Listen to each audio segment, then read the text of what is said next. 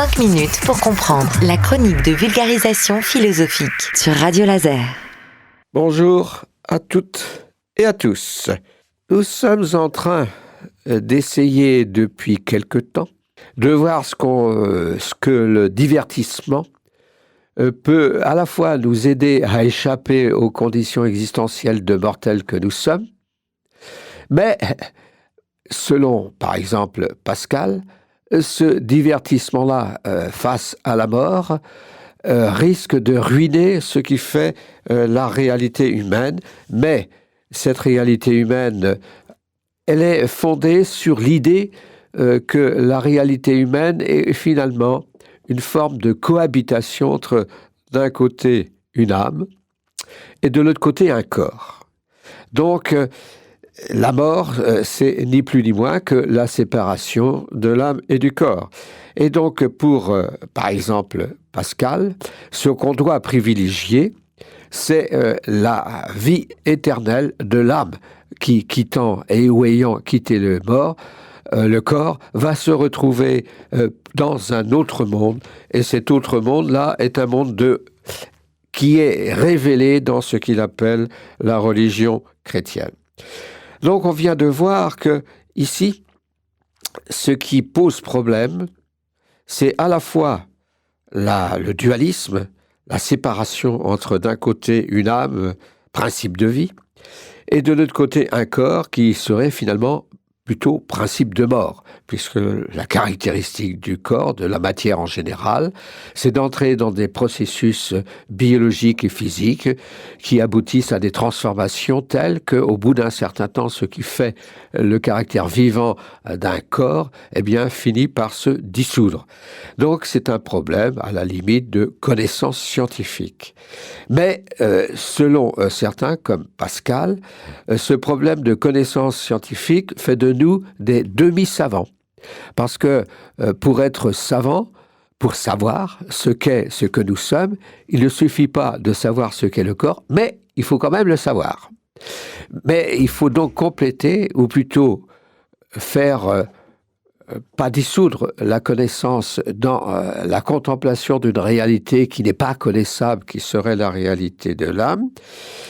Mais il faut d'une certaine manière aussi ne pas réduire ce qui fait cette réalité à uniquement des problèmes biologiques. Voilà la difficulté. Mais on peut très bien, effectivement, prendre une autre hypothèse de travail.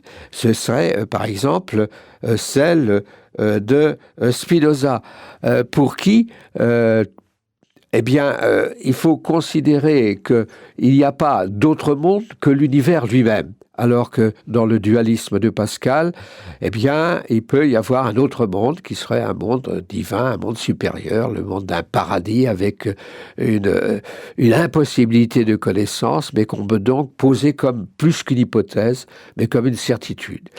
Et donc voilà, ça c'est un problème de foi, de croyance. C'est pas un problème de démonstration. Donc, pour être un vrai savant, ou complètement savant, il faudrait intégrer les deux. Aussi bien avoir une connaissance réelle du monde physique, du monde biologique, du monde chimique, bref, la connaissance scientifique, mais aussi en plus avoir une connaissance métaphysique qui n'est accessible que dans le cadre de nos croyances. Cependant, on n'est pas obligé d'admettre le dualisme tel qu'il est véhiculé par une longue tradition judéo-chrétienne, mais aussi une longue tradition philosophique qui existe chez certains auteurs, comme des stoïciens, mais pas comme des épicuriens. Donc on voit bien qu'on peut aussi aborder la question sous l'angle de la tradition plus épicurienne, qui fait de la réalité humaine une réalité complexe, certes, mais une fois qu'il y a mort de toute la réalité humaine, et non pas d'une dimension qui serait récupérée pour un monde supposé éternel face à ce problème. Alors, évidemment, si on se penche du côté du monisme, là, il n'y a plus du dualisme de Spinoza, alors on voit à ce moment-là, ce qui compte, ce ne sont plus les forces de l'esprit, mais ce sont les forces de l'univers lui-même qui, au fond, aboutit à produire de l'esprit et produire une pensée qu'on trouve notamment chez les hommes. Alors, il faut donc travailler cette unité de l'univers et non pas l'idée qu'il y aurait deux mondes, le monde de l'univers et un monde surnaturel qui serait sur la nature et dans un autre esprit et qui serait éternel.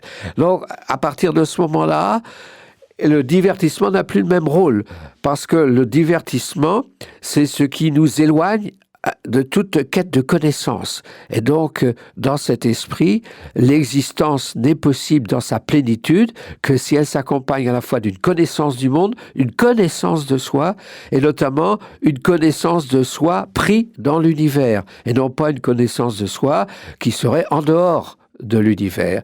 Voilà toute la difficulté dans laquelle on se trouve, à notre époque d'ailleurs, face à ce monde-là, ce monde dans lequel nous sommes, et ce monde qui est en nous aussi.